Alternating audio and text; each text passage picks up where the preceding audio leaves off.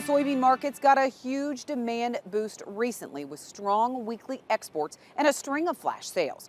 But is the recent buying all based on value?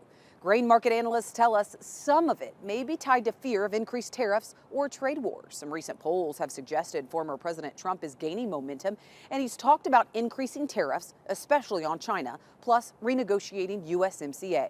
The 2018 trade war with China and the implosion in soybean prices is fresh on traders' minds. A lot of the buyers out there are looking at this and be like, hey, we don't know what's going to happen, with trade if Trump gets elected here.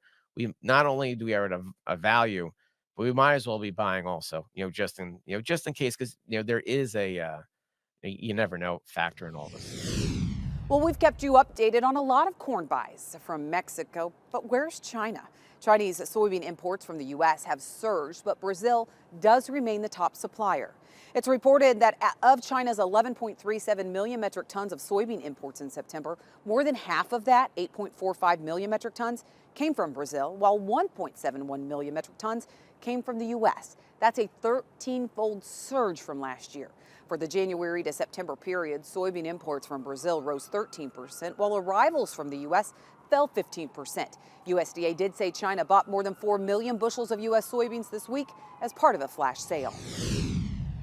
Secretary of State Lloyd Austin announced a $400 million military aid package to Ukraine during his visit to Kyiv this week. Meanwhile, despite an escalation in the war between Russia and Ukraine, Ukraine's grain exports have surpassed last year's pace. For the 2024 to 2025 season, exports have reached 13 million metric tons.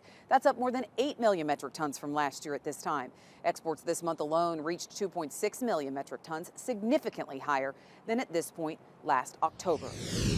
In Russia, though, wheat production could fall for a third straight year. Two leading Black Sea consultancies are forecasting production in a range of 80 million metric tons to 85 million metric tons. Experts say unfavorable weather, including heavy rain in some regions and drought in others, has complicated winter grain planting across Russia. One crop consulting company says the poor conditions of winter wheat is raising concerns about an increased risk of winter kill and crop failure. Well, that's it for a glimpse around the globe. When we come back, which presidential candidate would be better for ag when it comes to trade? Chip's Corner is next.